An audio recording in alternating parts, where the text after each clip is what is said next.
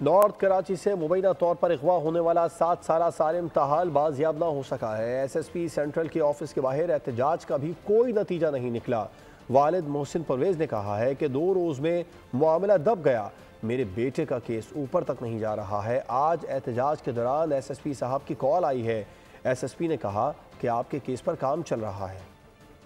इन 2 दिन के अंदर मामला थोड़ा दब गया है, जिसकी वजह से हमें लग रहा था कि ये केस ऊपर तक नहीं जा पा रहा। इसी वजह से हम जो है ना, हमने यहाँ पे आके थोड़ा सा प्रोटेक्ट किया। तो जिशान साहब के अंदर से कॉल आई SSP साहब की। उन्होंने बोला नहीं आप अंदर आओ, हमारे ऑफिस में बैठो।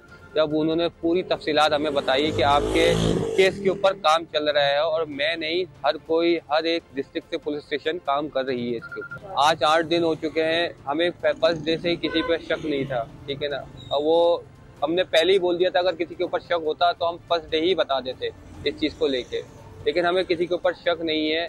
अब ये केस आगे मुंतकिल हो रहा है, ठीक है। तो अब देखें क्या रिपोर्ट्स आती है सामने।